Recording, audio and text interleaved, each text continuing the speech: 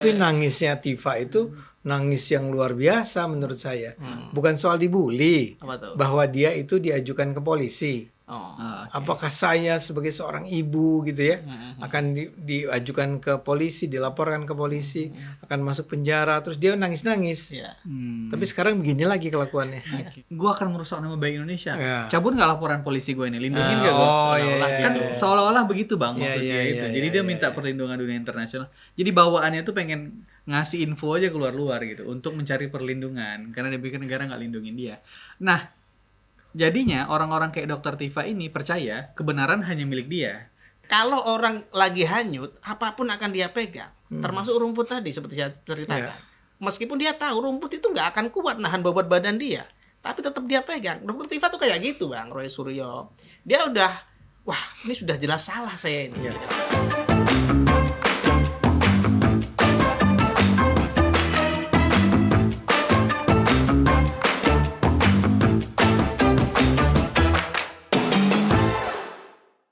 Oke, halo pemirsa Cokro TV, kembali lagi di program Bocor Kasar. Hari ini bersama saya Belmondo Scorpio dan dua teman saya, Mas Kajito Elkayani dan Bang Ade Armando.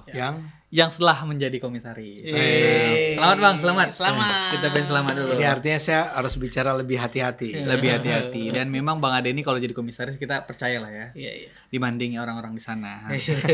Di mana? Enggak di sana tuh di mana-mana maksud saya, Bang. Jangan menghina Saya nggak ada nyebut nama orang. PLNNP ya. Oh enggak, mantap. Oke. Selamat Bang, semoga amanah. Amin. Lancar terus ya.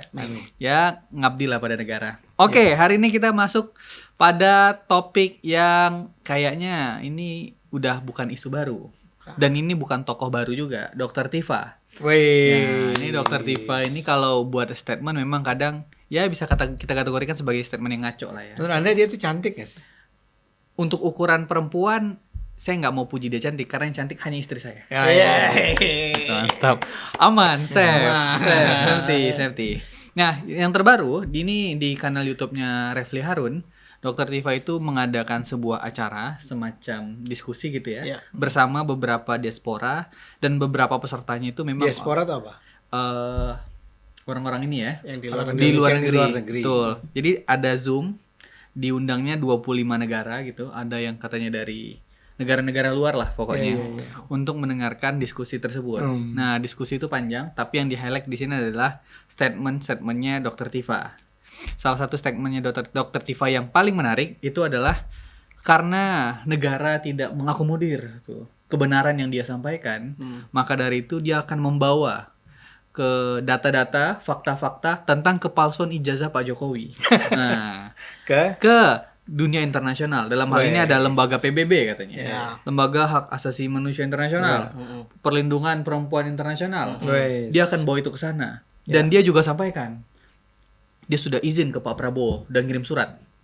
Jadi dia ngirim surat ke Pak Prabowo selaku presiden, dia ngirim surat kepada DPR, kepada DPD, terus kepada MPR supaya mereka sadar. Tahu lah, kan nggak mungkin katanya kalau kita tiba-tiba ingin ngadu ke dunia internasional nih, nggak tahu orang-orang ini. Nah, langkah-langkah ini kan apa ya? Ini menjadi aneh jadinya. Karena dia merasa kebenaran hanya milik dia. Tapi giliran mau dibawa ke pengadilan kayaknya kurang berani atau gimana gitu, Bang. Nah, gimana? Tanggapan dari statement yang singkat itu dulu. Silakan Mas Kajita dulu. Ya. Menurut saya memang gimana ya membaca Dokter Tifa. Dia tuh sering ngomong ngaco emang dari dulu itu. Soal pandemi lah, soal banyak hal yang dia omongin soal Apa aja Prabowo. Mas yang diomongin Mas? Yang ngaco-ngaco Mas? Ngaco-ngaco contohnya nih, saya kutipkan ya. Mantap. Kita butuh data ngaconya itu biar penonton bisa tahu. Betul begitu Bang Ade? Siap sebagai komisaris. Misalnya dia menuduh Cina akan menguasai seluruh Indonesia. Itu, Cina menguasai seluruh Indonesia. Jadi itu ada istilah komunis segala di sana dipakai. Pernah dia tuh. Kemudian dia pernah menyatakan Presiden Jokowi dungu. Nah, kalau ini Rocky Gerung juga bilang, mungkin ngopi aja ini. Tapi itu sih boleh lah. Maksud saya dia punya pendapat begitu ya nggak apa-apa juga. Banyak lah soal pandemi juga 2.0 juga dia pernah menyebut itu, atau yang paling menyakitkan ya, apa istilahnya itu, bahkan ini aktivis NU protes, dia menghina penyandang disabilitas. Dia sebenarnya menghina Prabowo dan Gibran. Prabowo kan sudah tua, sudah kesehatannya sudah ini kan waktu 2024 itu. Sementara Gibran tuh nggak kompeten. Nah, dia menyebutnya presiden dan wapres disabilitas. Kan terus diprotes. Presiden dan wapres disabilitas. Itu pernah disebut itu dan diprotes oleh aktivis NU. Nah, Dan jadi satu juga yang saya ingat sekali dalam kaitannya dengan soal penyakitnya Pak Jokowi. Oh iya. Pak Jokowi ini kan kulitnya ada oleh penjelasan resmi dari timnya Pak Jokowi itu kan alergi kulit ya. Iya. Setelah pulang dari Vatikan. Nah dia nggak terima ini. Enggak, ini Pak Jokowi stres, banyak pikiran. Dia bahkan autoimun yang akut gitu loh. Bahkan dia mengatakan ini kalau dibiarkan bisa menyerang ginjal ya. Bahkan dia membayangkan ini bisa mati nih Pak Jokowi ini. Oke. Nah dia tentu saja kan karena dia dokter, dia bisa menjelaskan tentang gejala-gejala penyakit tersebut kan. Iya. Tapi kan orang udah bilang ini alergi kulit. Sekarang Pak Jokowi juga udah mulai bawa motor, jalan sama cucunya ya. Padahal kalau itu emang autoimun yang ekstrim itu betul-betul akan melumpuhkan tubuh si orang yang menderita kan. Iya. Itu memang beberapa ucapan-ucapan Dokter Tifa yang memang menurut kita ini orang ada masalah apa gitu. Lanjut Mas Kajito. Ya. Jadi memang sudah bukan hal yang aneh ketika dalam kasus ijazah Pak Jokowi ini dia juga aneh-aneh gitu loh. Ketika dulu polisi menyatakan ijazahnya Pak Jokowi asli misalnya atau UGM menyatakan, dia tetap protes, nggak terima. Ya. Jadi kebenaran versi orang lain tuh nggak benar gitu loh. Tapi dia pernah nangis. Dia pernah nangis karena dibully. Kalau nangis Hasto juga pernah nangis di Akbar Faisal. Tapi nangisnya Tifa itu nangis yang luar biasa menurut saya. Bukan soal dibully, Apa tuh? bahwa dia itu diajukan ke polisi. Apakah saya sebagai seorang ibu gitu ya akan diajukan ke polisi, dilaporkan ke polisi, akan masuk penjara, terus dia nangis-nangis. Ya. Tapi sekarang begini lagi kelakuannya. Karena dia merasa ada dukungan baru misalnya dari kemarin siapa itu dari PDI itu yang mengatakan Bestor. Betor. Nah, Betor mengatakan bahwa ijazahnya dibikin di Pramuka, Pasar Pramuka. Pasar Pramuka. Jadi dia merasa ada pembenaran di sana. Dan itu juga dikutip di sana di acara itu. Jadi Dokter Tifa ini dengan hayalannya dia menganggap bahwa ijazah Pak Jokowi itu sudah final, maksudnya final palsu gitu. Kalau kata Roy Suryo sama Refli Harun kemarin fix palsu. Fix palsu. Nih. Sama Bang. Dokter Tifa juga udah nggak mau ada semacam pembenaran lain dari pihaknya Pak Jokowi atau dari hukum. Menurut penelitian dia menyebut diri peneliti gitu. Ya. Nah saya heran orang-orang seperti Dokter Tifa. Penelitian itu kan sesuatu yang ada metodologinya, ada caranya, bahkan orang perlu izin juga sekarang kan orang mau bikin survei katanya mau izin dulu sekarang, kalau dulu kan enggak kan. Bahkan kalau orang mau wawancara dengan orang tertentu juga harus ngomong dulu sama mau enggak diwawancara kan gitu. Dokter Tifa ini enggak menganggap dirinya politisi, dia menganalisis menganalisis ijazah orang yang didapat dari internet gitu loh. Dan logikanya dia nggak pantas untuk disebut peneliti dan nggak pantas untuk disebut analisis ngawurnya itu sebagai penelitian gitu. Dan itulah yang dijadikan pembenaran dia bahwa apa yang dia lakukan itu aktivisme penelitian, aktivisme akademik yang nggak boleh diganggu-gugat. Padahal itu bukan aktivisme akademik, bukan aktivisme penelitian, itu ya omongan ngawur di medsos gitu loh. Makanya semua pernyataan Dokter Tifa baik dia menyatakan bahwa kalau ini nanti sampai saya bawa ke internasional yang malu tuh Indonesia lah. Siapa yang malu? Kalau yang malu tuh kita karena kamu ngomong ngawur, bukan malu karena ijazah tersebut asli dan kamu dihukum karena ucapanmu. Kira-kira gitu, Bro. Yang harus malu tuh dia. Yang harus malu tuh dia atau keluarganya lah. Ini juga Bang, masih menyambung dari Mas Kajito. Si Dokter Tifa dalam YouTube-nya Refli Harun itu dalam diskusi itu juga bilang begini. Saya akan bawa ini ke dunia internasional, tapi kalau misalnya pemerintah tidak, dalam hal ini Pak Prabowo gitu ya, kan dia dapat surat Polda tuh sebagai tersangka dari laporan 5 orang. Itu laporan baru. Laporan bukan baru. Ijazah, Bang. Membuat keonaran kan? Membuat keonaran. Dia dilaporkan. Berapa orang? 5 orang. 5 orang. Yang dia sampaikan orangnya nggak jelas katanya ya. Dia laporkan 5 orang. Dia bilang begini, ini harus dicabut karena ini tidak sesuai. Karena saya hanya menyampaikan kebenaran. Kalau misalnya pemerintah tidak aware terhadap ini, ini masalah ijazah Pak Jokowi hasil penelitian dan analisa saya tadi Iya. akan saya bawa ke dunia internasional. Iya. Bukan hanya ke lembaga-lembaga tadi Bang, dia juga bilang akan saya berikan juga sebagai open letter atau apa tadi dia sampaikan kepada kampus-kampus ternama. Betul. Kita udah ada nih list 100 kampus ternama, nyebut pula Harvard sama Oxford ini Bang. Abang Bang Ade gimana Bang melihat dia ini Bang? Ya pertama kita sepakat kali ya. Dia ini punya ketidakseimbangan mental nih, ada persoalan. Ya, saya yakin dia punya persoalan kejiwaan lah. Iya. Karena orang normal tidak akan melakukan tindakan sebrutal dan sesembrono ini. Ya, bayangkan ya, orang sudah semakin lama semakin yakin bahwa tuduhan-tuduhan mereka itu ampas lah, ya, sampah lah. Ya, karena sudah berulang kali ditunjukkan, Anda sebenarnya membutuhkan siapa lagi sih untuk menunjukkan bahwa itu asli? Kan sudah ada paling tidak yang paling jelas adalah orangnya sendiri sebetulnya sudah pernah menunjukkan. Sementara orang kubu sana nih berulang kali bicara bahwa Pak Jokowi tidak pernah berani menunjukkan ijazahnya. Pernah dia kasih lihat ke wartawan, tapi dia bilang ke si wartawan jangan difoto ya. Iya. Dia sudah sampaikan kok ini ke polisi. Jadi sudah pernah. Tidak ada alasan untuk mengatakan dia tidak pernah mengungkapkannya kepada publik. Ya. Iya. Kedua ya UGM sendiri sudah mengatakannya. Bareskrim Polri sendiri sudah mengatakan iya. Jadi apalagi yang diperlukan untuk membuktikan bahwa itu adalah sebuah ijazah asli. Ada sih satu, pengadilan. Ya. Nah sekarang kalau Tifa mengatakan bahwa pemerintah kita tidak peduli, kan pertanyaannya adalah yang Anda maksud sebagai kepedulian itu apa sih? Ya misal apakah arti Pak Prabowo harus turun tangan dan ngomong bahwa saya juga tidak percaya pada ijazah Pak Jokowi atau sebaliknya, saya percaya pada ijazah Pak Jokowi. Apakah harus ada orang selevel Pak Prabowo yang mengatakannya? Atau apa yang terjadi sekarang ini? Sekarang ini Tifa, ya, semua ini sedang dijalani di pengadilan. Kan sedang menunggu. Ya. Sudah mulai ada pemanggilan-pemanggilan. Iya. Termasuk kepada Anda kan? Iya. Maksud saya termasuk kepada Tifa. Kenapa dia mengatakan tidak ada kepedulian di negara ini? Itu pertama kan. Yang kedua adalah apa urusannya? Dia menyebutnya lembaga PBB kan? Iya, PBB disebutnya Bang. PBB ya, yang kaitannya sama perlindungan terhadap perempuan, violence against women, sama kebebasan berbicara atau apa gitu. Iya. Dia Amnesty International juga disebut. Ya, disebut kan? Sekarang kita tanya, emang ada urusan apa ini dengan perempuan?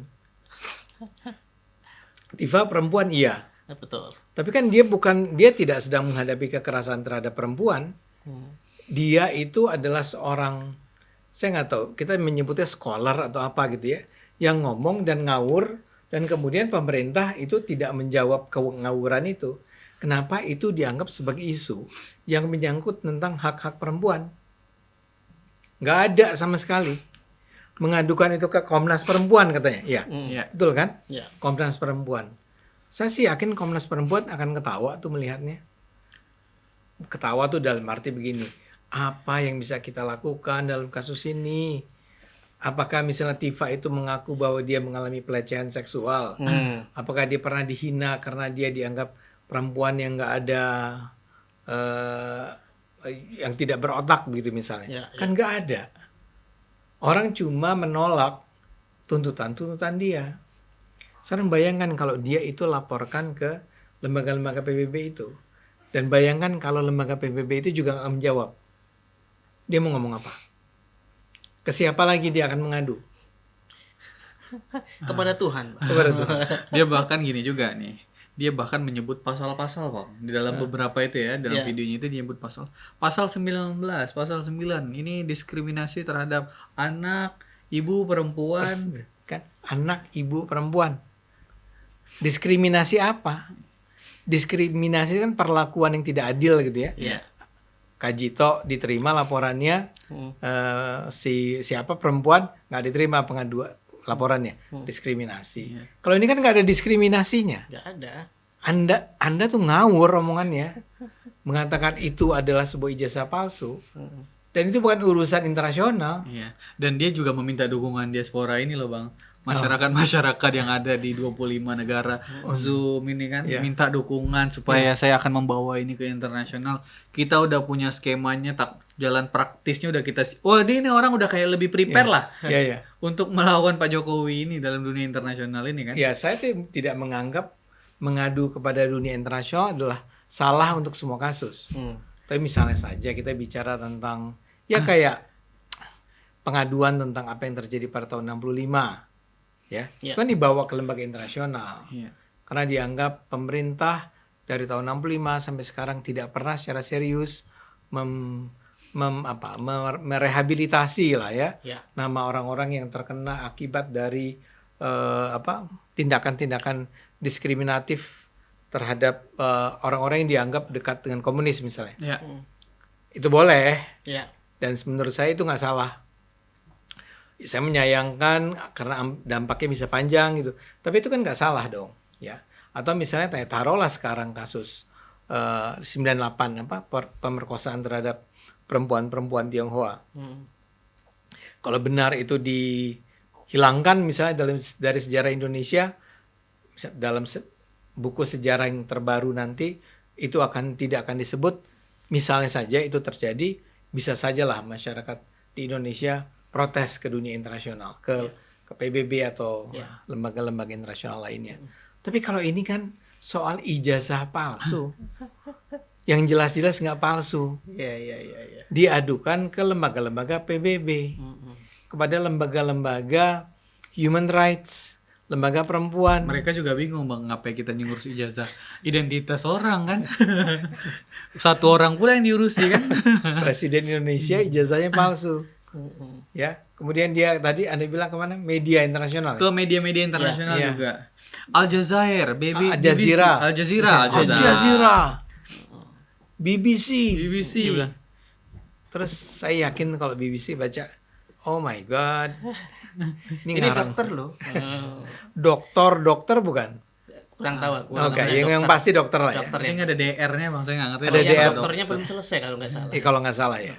Ini kan kalau saya jadi BBC, saya jadi Al Jazeera, kan mereka lagi sibuk nih memberitakan konsentrasi mereka kan pada nasib orang-orang Palestina misalnya kan, di Gaza, atau Iran versus Israel, atau BRICS, atau tarif Trump, banyak lah. Trump, betul kan. Internasional ini besar nih, tiba-tiba muncul satu, ting, ada laporan dari Indonesia, ijazahnya palsu oleh Dr. Tifa.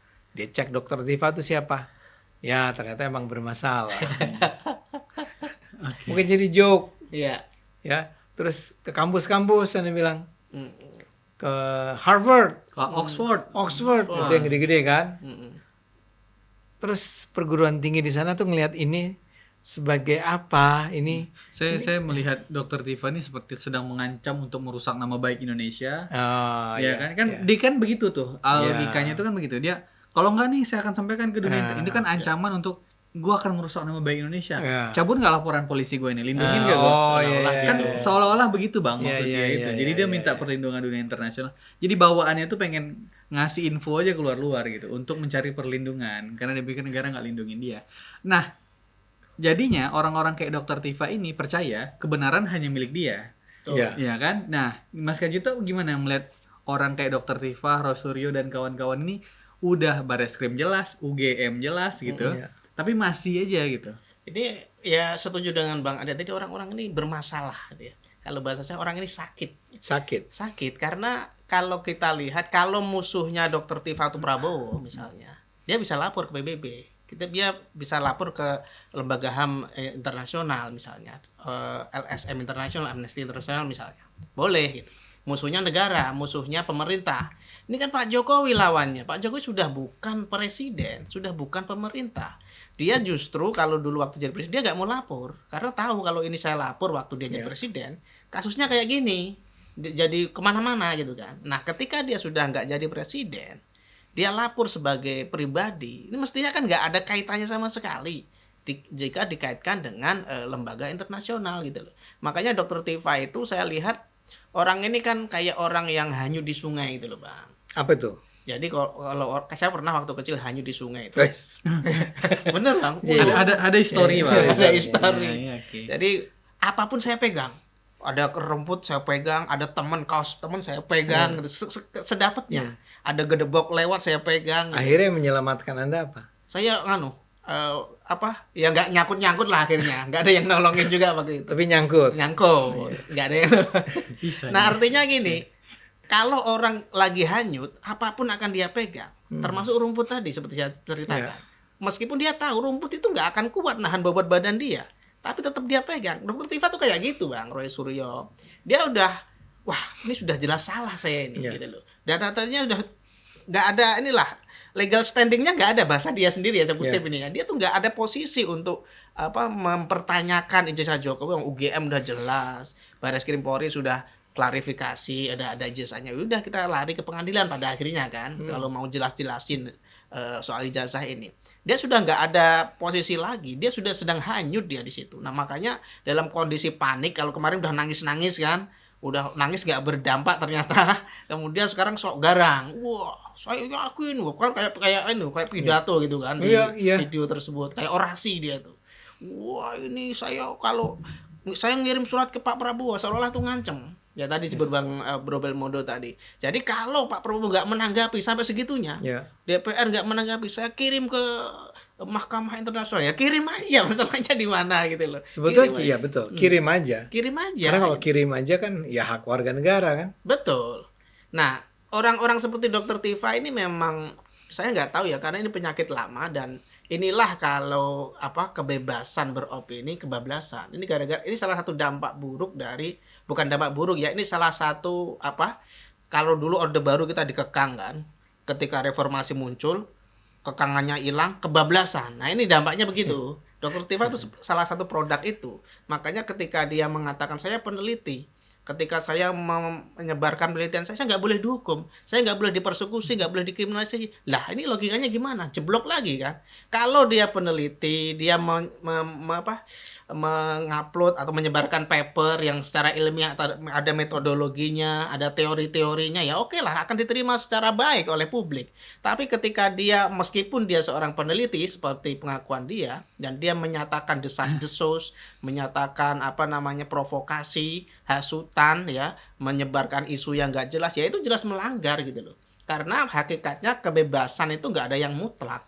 Kebebasan itu kalau dalam istilah ilmu pengetahuan tuh ada istilah kebebasan deterministik, kebebasan yang dibatasi oleh kebebasan orang lain. Makanya ketika seseorang seperti Dokter Tifa mengatakan saya bebas berpendapat, saya bebas menyatakan pikiran-pikiran saya, iya Anda bebas selama nggak menyenggol, selama nggak melampaui kebebasan orang lain. Seperti contohnya kasus ijazahnya Pak Jokowi, Anda bebas menganalisis, tapi jangan ijazahnya Pak Jokowi, ijazah Anda sendiri aja dianalisis gitu loh. Enggak, gini Anda bebas dan menurut saya tidak ada ancaman sedikit pun yang diberikan oleh negara terhadap Dokter Tifa kan. Betul. Dia memang punya hak sepenuhnya untuk melakukan penelitian, melakukan analisis. Tapi masalahnya kemudian seperti Anda bilang nih, tapi lu ngomong tentang sesuatu yang belum pasti kan? Iya.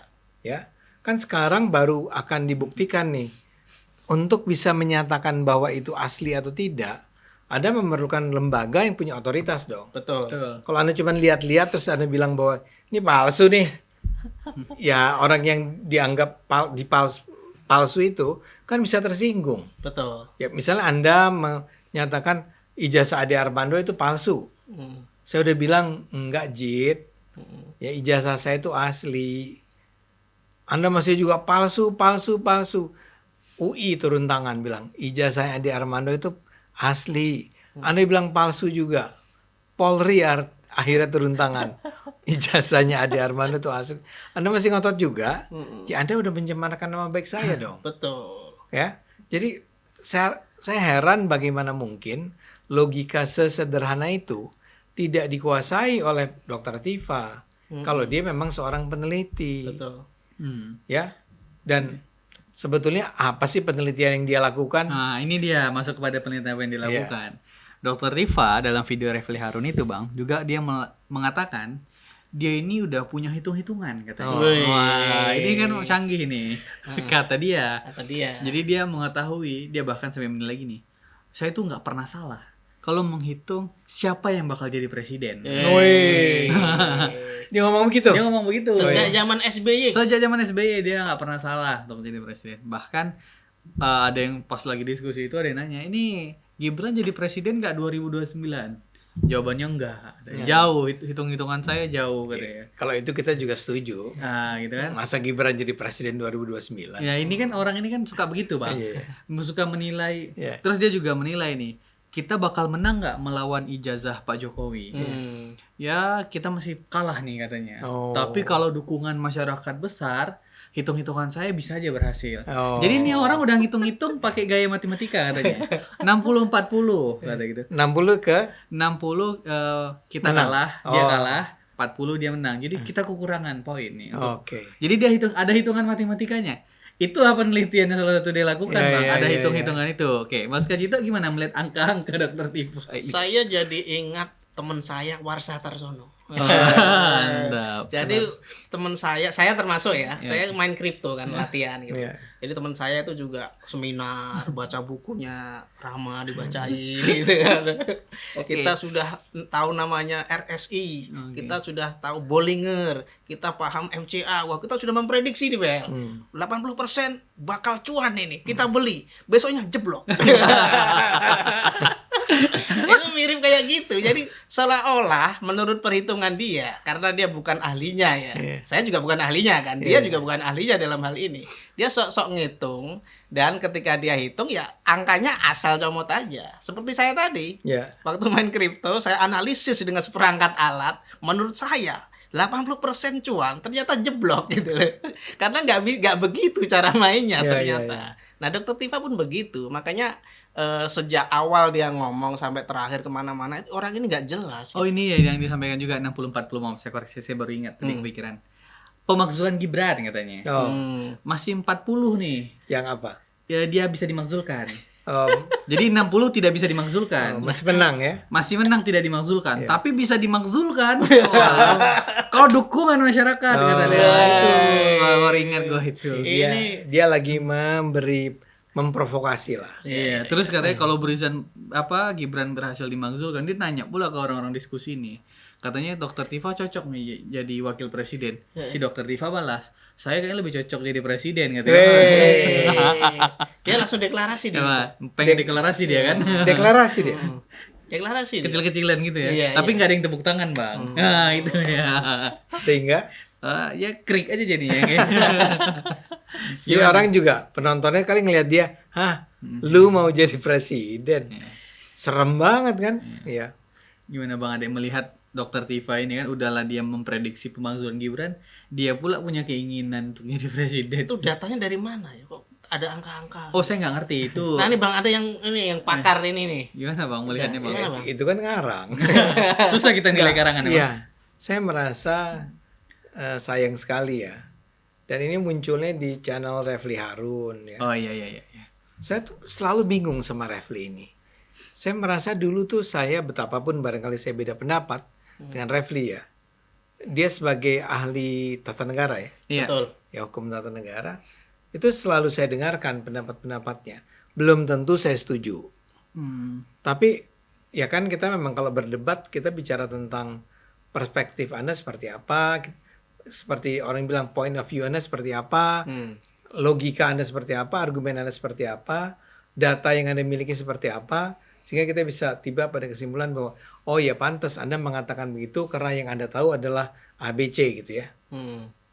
Tapi itu sangat jelas sebetulnya, bukan sesuatu yang mengarang-arang kayak tadi.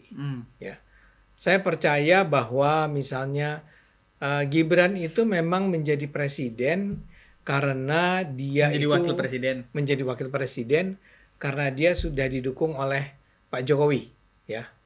Terus Anda bisa menunjukkan kepada publik bahwa Jokowi itu memang secara intensif mempromosikan Gibran, ya.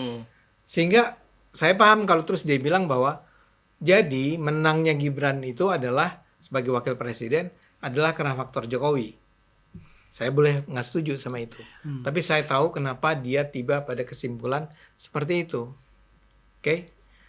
Nah, sekarang ini dalam kasus Dr. Tifa, dia kan itu kayak acara live ya. Iya. Sebuah acara di mana Tifa itu ngomong dari ujung ke ujung, nggak ada suara Refli sama sekali kan? Iya, nggak ada. Itu Dia kayak nampilin aja gitu ya. Refli kayak ngupload video gitu. Ngupload video di mana dia sama sekali tidak berpendapat apa-apa. Dan kemudian dia siarkan begitu saja, padahal mestinya kalau saya jadi dia ikuti apa yang dikatakan oleh Dr. Tifa, dan dia akan menganggap bahwa ini sih ngaco. Apalagi dia bilang dia mau jadi presiden. Ya kan? Iya. Itu kan kacau aja. Iya. Saya merasa seharusnya Refli tidak menyajikan video itu dong. Oke? Karena ini adalah seperti orang yang kalah, yang gagal, yang sedang kehilangan harapan, dan kemudian dia ungkapkan segala macam kekecewaan itu dengan cara meracau. Betul.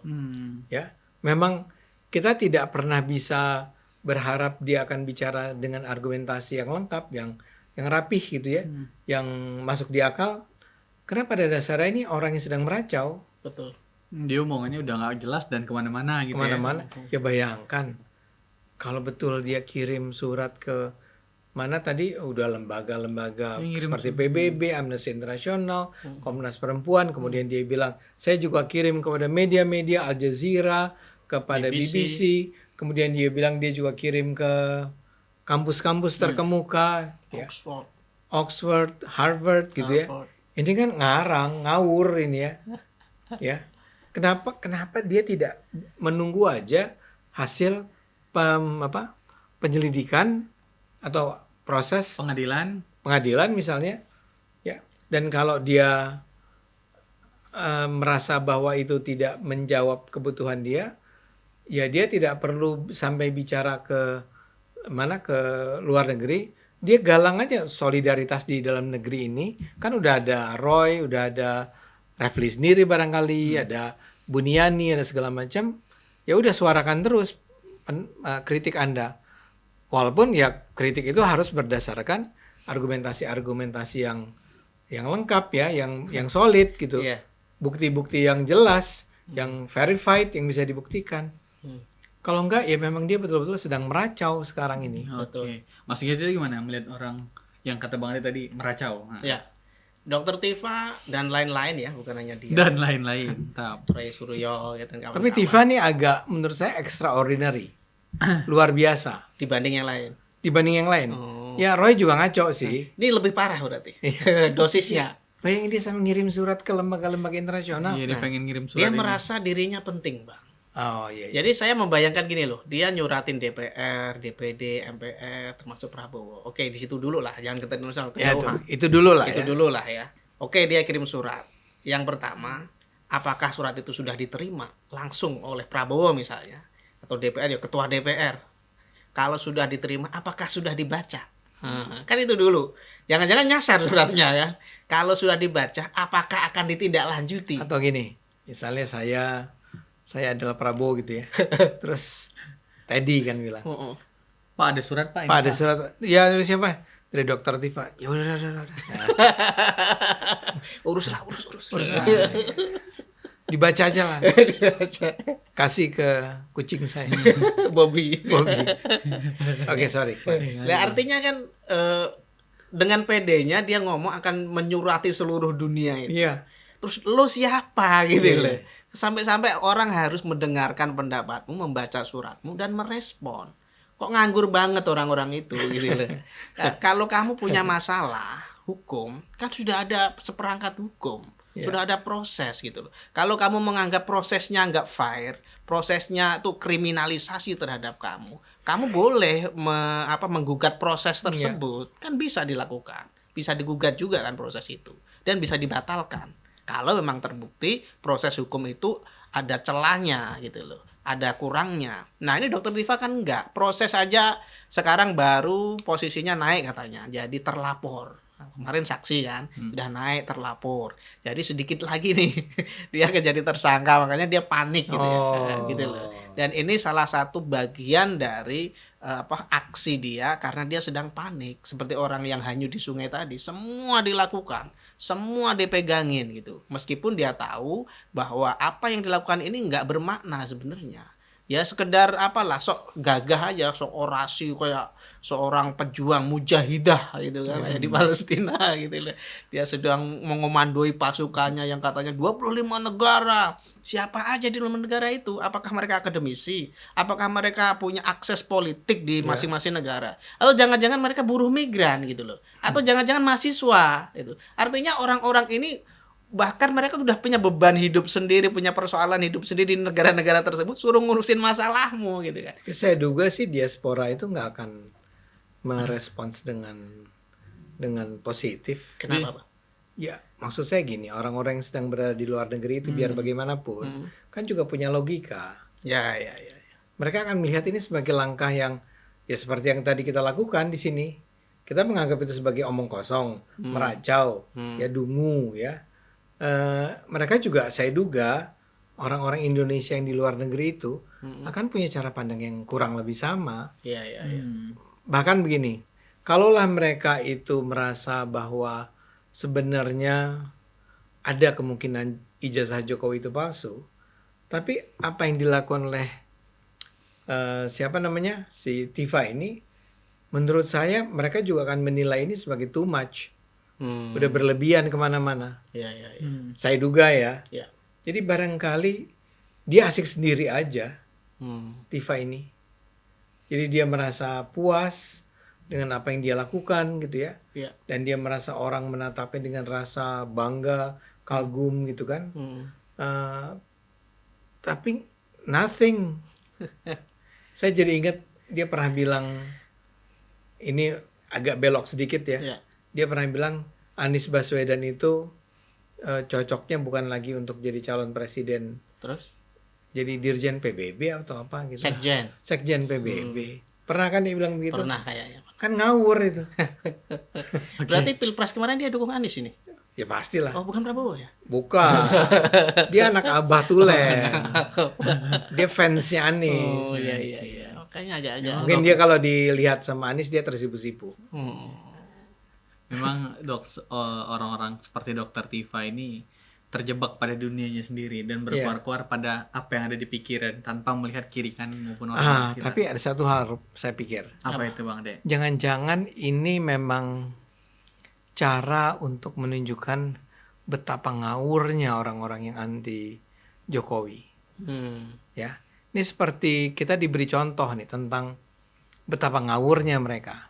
Apakah itu Tifa, apakah ini Roy, apakah ini mungkin bahkan Refli Harun terpaksa disebutkan, Buniani dan kawan-kawan. Ini adalah orang-orang yang seperti sekarang menampilkan pertunjukan kebodohan kan. Dan ya mudah-mudahan sih masyarakat menjadi jauh lebih betul. terbuka pikirannya kan. Ya, malu dan merasa bahwa gitu ya. Ya kita mungkin kita kritis sama Pak Jokowi, tapi kalau para pengkritiknya kayak begini ya kita nggak usah ikut-ikutan lah. Iya, oke. Mas Gejo terakhir gimana supaya netizen ini melihat melihat Dokter Tifa ini nggak hanyut juga dia. Lama-lama kan kalau kebohongan diulang-ulang ini kan nggak kehasut gitu ya. Ya, yang paling penting menurut saya adalah Dokter Tifa itu selalu memposisikan diri sebagai netizen yang sedang bersuara, menyuarakan kebenaran dan dibungkam. Nah itu salah total gitu loh. Karena yang dinyatakan Dokter Tifa itu bukan bentuk kebebasan. Saya juga prihatin kalau seorang netizen dipenjarakan karena pernyataannya di medsos ya. Tapi kan kita lihat dulu pernyataannya dan kita lihat dulu prosesnya. Kalau misalnya Dokter Tifa dulu mengatakan jasa Pak Jokowi palsu misalnya, kemudian Pak Jokowi menyatakan loh asli, UGM menyatakan ya udah berhenti, kamu minta maaf gitu, selesai. Tapi kan dia enggak, dia ngotot menyatakan pendapatnya benar, dan ketika Pak Jokowi sudah habis nih batas sabarnya, ya udahlah laporin polisi aja, capek kita gitu kan. Loh dia mengatakan itu dibungkam, ini kan nggak benar gitu. Dan saya berharap netizen juga nggak sebodoh Dokter Tifa ya, yang nggak bisa membedakan mana itu kebebasan berpendapat dan mana itu yang mengancam atau merusak nama baik orang lain. Dan semoga ini jadi pelajaran bagi kita semua. Oke. Amin. Terima kasih banyak Mas Kajito, Thank terima you. kasih banyak Bang Ade Armando. Makasih. Dan terima kasih banyak kepada pemirsa Cokro TV, pantengin terus Bocor Kasar di episode selanjutnya. Sampai jumpa.